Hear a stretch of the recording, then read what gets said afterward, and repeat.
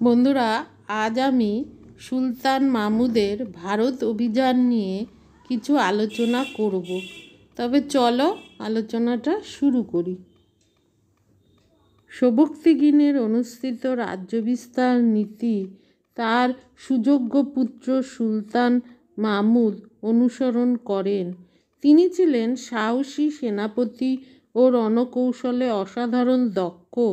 তার সেনাদলকে তিনি পুরো নিয়ন্ত্রণে রাখতে পারতেন। আফগান, তুর্কি, আরব নিয়ে তার সেনাদল গঠিত ছিল, কিন্তু সুলতান মাহমুদের নেতৃত্বের গুণে এটি একটি ঐক্যবদ্ধ বাহিনীতে পরিণত হয়। তিনি তার পিতার কাছ থেকে গজনি ও খোরাসান পান। সুলতান মাহমুদ এই রাজ্য নিয়ে সন্তুষ্ট থাকতে পারেননি। ইরাক, মধ্য এশিয়া ও ভারতের শস্য শ্যামলা ভূমির দিকে স্বভাবতই তার দৃষ্টি যায়। সুলতান মাহমুদের ভারত অভিযানের কারণ সম্পর্কে তার সভার ঐতিহাসিক উদ্বী বলেছেন যে জেহাদ বা ধর্মযুদ্ধ পরিচালনা এবং নিজ ধর্মের প্রতি কর্তব্য পালন ছিল সুলতান মাহমুদের ভারত অভিযানের লক্ষ্য।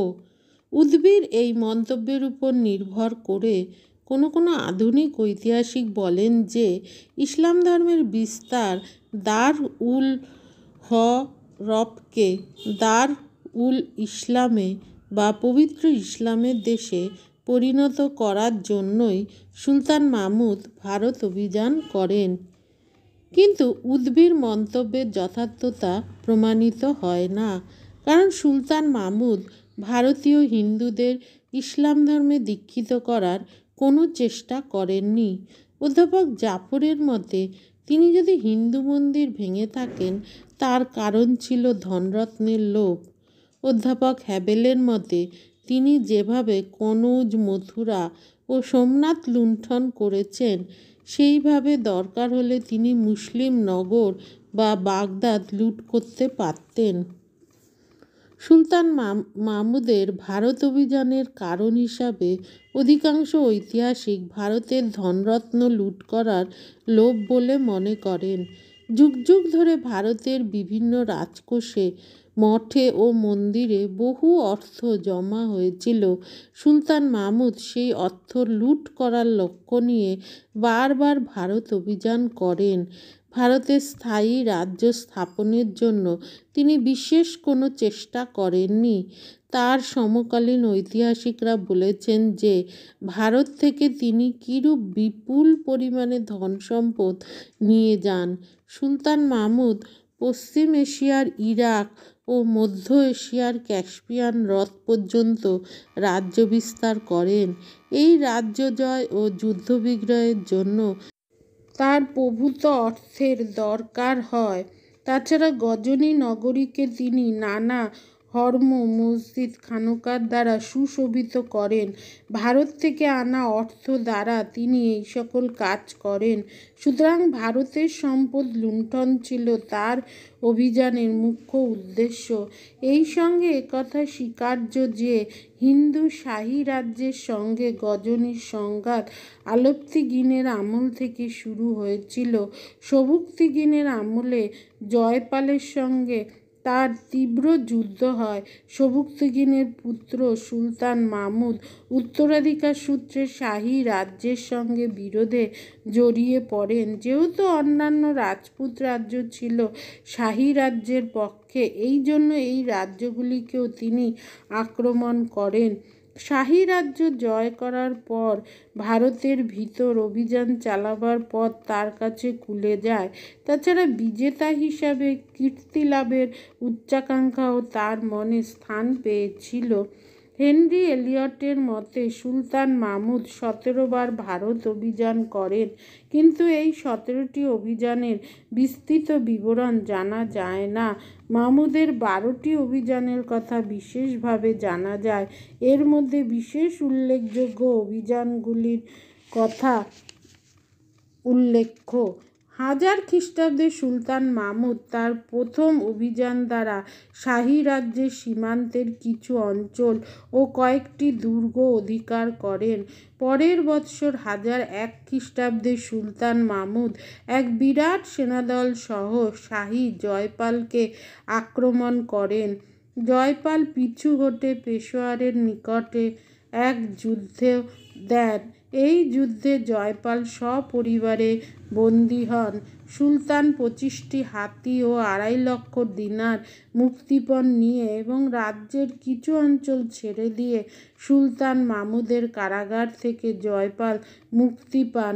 তাকে যথেষ্ট অপমানিত করা হয়, তার গায়ের অলঙ্কারগুলিও কেটে নেওয়া হয়। জয়পাল নিজ রাজ্যে ফিরে এসে এই অপমানের জন্য আগুনে ঝাঁপ দিয়ে প্রাণত্যাগ করেন। তার পুত্র আনন্দপাল এরপর শাহী রাজ্যের সিংহাসনে বসেন। 1005 খ্রিস্টাব্দে সুলতান মাহমুদ পাঞ্জাবের ভেরা রাজ্য আক্রমণ করেন। ভেরার রাজা বাজিরাও পরাজিত হয়ে আত্মহত্যা করেন। এরপর সুলতান মাহমুদ সিন্ধু দেশের মুলতান রাজ্য আবু ফত দাউদকে পরাস্ত করে অধিকার করেন। সিন্ধুতে আরব আক্রমণের যুগ থেকে মুলতানে আবু ফতের বংশ শাসন করত। সুলতান মাহমুদ ভেরা ও মুলতান নিজ রাজ্যভুক্ত করেন। 1009 খ্রিস্টাব্দে সুলতান মাহমুদ পুনরায় ভারত অভিযান করেন। সুলতান মাহমুদের মুলতান অভিযানের সময় শাহী আনন্দপাল তার পথ অবরোধ করেন। এজন্য সুলতান মাহমুদ তাকে শাস্তি দিতে প্রতিজ্ঞা নেন। তাছাড়া আনন্দপাল অন্যান্য রাজপুত রাজাদের সঙ্গে জোট বেঁধে মুহাম্মদকে আক্রমণের জন্য প্রস্তুত করেন। কাশ্মীরের উপজাতি খোক্করগণও আনন্দপালের পক্ষ নেন। উদ্দের যুদ্ধে আনন্দপাল সুলতান মাহমুদের হাতে শোচনীয়ভাবে পরাস্ত হলে ভারতের দরজা গজনী বাহিনীর জন্য খুলে যায়। মাহমুদ নগরকোট ও কাংড়া লুট করেন। আনন্দপাল মাহমুদের সঙ্গে এক সন্ধির দ্বারা সিন্ধু ও পশ্চিম পাঞ্জাবে সুলতান মাহমুদের আধিপত্য মেনে নেন। আনন্দপাল নান্দনে তার রাজধানী সরিয়ে নিতে বাধ্য হন। 1012 খ্রিস্টাব্দে আনন্দপালের মৃত্যু হলে তার পুত্র ত্রিলোচন পাল পিতার সিংহাসনে বসেন। কিন্তু সুলতান মাহমুদের আক্রমণে ত্রিলোচন পাল কাশ্মীরে আশ্রয় নেন। নান্দনা সুলতান মাহমুদের অধিকারে আসে। এরপর হিন্দু শাহী রাজ্যের পতন ঘটে। হিন্দু শাহী রাজ্যের পতন হলে সুলতান মাহমুদ সহজে ভারতের ভিতরে ঢুকে পড়েন। 1014 খ্রিস্টাব্দে তিনি থানেশ্বর আক্রমণ করে চক্রস্বামী মন্দির লুট করেন। এই মন্দির থেকে তিনি বহু ধনরত্ন নিয়ে যান। এরপর তিনি কাশ্মীর আক্রমণের চেষ্টা করেন। 1018 খ্রিস্টাব্দে সুলতান মাহমুদ গঙ্গা যমুনা উপত্যকায় অভিযান চালান। এইবারের অভিযানে তার লক্ষ্য ছিল মথুরা ও কনৌজ নগরী। মথুরায় মাহমুদ 20 দিন ধরে লুট চালান। মথুরায় কয়েক হাজার মন্দির ও দেববিগ্রহ তিনি লুট করেন। মথুরায় বিরাট পরিমাণ সোনা, রূপা, মূল্যবান পাথর ও নগদ টাকা লুট করে তিনি কনৌজের দিকে এগিয়ে আসেন। কনৌজের হিন্দু বাহিনী তাকে বাধা দানে ব্যর্থ হয়। কনৌজের হিন্দু রাজা রাজ্যপাল প্রতিহার বিনা যুদ্ধে পালিয়ে যান। কনৌজ লুট করে মাহমুদ প্রভূত ধনসম্পদ লাভ করেন। এরপর তিনি গজনীতে ফিরে যান। কনৌজের প্রতিহার রাজ্যপাল বিনা যুদ্ধে মাহমুদের কাছে আত্মসমর্পণ করলে অন্যান্য রাজপুত রাজারা খুবই হতাশা বোধ করেন, কারণ কনৌজ ছিল উত্তর ভারতের এক প্রধান রাজ্য। চান্দেল্য রাজ বিদ্যাধর এজন্য এক জোট গড়ে রাজ্যপালকে পরাজিত ও নিহত করেন। মাহমুদ এজন্য বিদ্যাধরকে শাস্তি দেওয়ার জন্য 1019 খ্রিস্টাব্দে ভারত অভিযান করেন, কিন্তু শাহী ত্রিলোচন পাল তার পথ আটকাবার চেষ্টা করলে সুলতান মাহমুদ ত্রিলোচন পালকে পরাস্ত করেন। বিদ্যাধর যুদ্ধক্ষেত্র থেকে পালিয়ে যান। মামুদ বিদ্যাধরের রাজ্য লুট করেন এবং তিনি কালিঞ্জর দুর্গ অবরোধ করেন। শেষ পর্যন্ত চান্দেল্য রাজ বিদ্যাধর মামুদের বশ্যতা স্বীকার করেন এবং তাকে ৩০০ হাতি নজরানা দেন। সুলতান মামুদ বিদ্যাধরকে মাত্র ১৫টি দুর্গ ব্যবহার করতে দেন। 1024 থেকে 1025 খ্রিস্টাব্দে সুলতান মামুদ গুজরাটের সোমনাথ মন্দির লুঠের জন্য একটি অভিযান পরিচালনা করেন। সোমনাথ মন্দির ছিল গুজরাটের কাথিয়াওয়াড়ের সমুদ্র তীরে।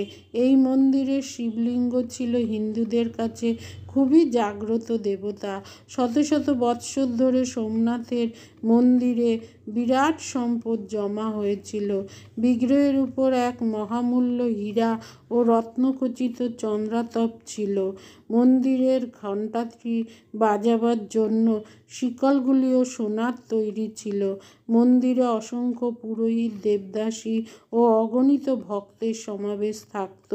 সুলতান মামুদ মুলতানের ভিতর দিয়ে সোমনাথ অভিমুখে এগিয়ে আসেন। আনহিলবারের চালুক্য রাজা ভীম ও প্রতিবেশী হিন্দু রাজারা মন্দির রক্ষা করতে এগিয়ে আসেন। তাদের প্রবল বাধার ফলে সুলতান মামুদের প্রথম চেষ্টা বিফল হয়, কিন্তু তিনি দ্বিতীয় যুদ্ধে প্রতিপক্ষকে পরাস্ত করে সোমনাথ মন্দির লুট করেন। মন্দির ও বিগ্রহটি ধ্বংস করা হয়। 2 কোটি দিনার, বহু অলঙ্কার, হীরা ও রত্নখচিত চন্দ্রাতপ, সোনা ও রূপার তৈরি সিংহাসন প্রভৃতি মহামূল্য সম্পদ নিয়ে সুলতান মামুদ গজনিতে ফিরে যান। তার ফেরার পথে যাত্রা তাকে বাধাদানের চেষ্টা করে। এজন্য 1027 খ্রিস্টাব্দে মামুদ জাটদের বিরুদ্ধে একটি অভিযান করে জাট জাতির বহু নরনারীকে হত্যা করেন। এটিই ছিল মামুদের সর্বশেষ ও উল্লেখযোগ্য অভিযান। মামুদের ভারত অভিযানের দ্বারা ভারতে তার স্থায়ী অধিকার স্থাপিত হয়নি। মামুদ ভারতে সাম্রাজ্য স্থাপনকে তার লক্ষ্য হিসাবে নেননি। ভারতীয় রাজাদের স্থায়ী বশ্যতা লাভ এবং তাদের কাছ থেকে নিয়মিত রাজস্ব আদায়ে তিনি কোনো চেষ্টা করেননি। বিজিত অঞ্চলে তিনি তার নিজের প্রশাসন ব্যবস্থা গড়ার কোনো চেষ্টা করেননি। সুতরাং তার অভিযানগুলো ছিল সাময়িক ঝড়ের মতো, তার কোনো স্থায়ী ফল ছিল না। মামুদের অভিযান অবসািত হলে হিন্দুরা তাদের ভাঙা মন্দিরগুলো পুনরায় মেরামত করে নেয়। ভারতের উর্বরা শস্যক্ষেত্র শীঘ্রই জনসাধারণের হাতে নতুন ধনসম্পদ এনে দেয়। সুলতান মামুদের লুণ্ঠন এবং হত্যার স্মৃতি ক্রমে বিলুপ্ত হয়ে যায়। আজ আসি, দেখা হচ্ছে পরবর্তী ভিডিওতে।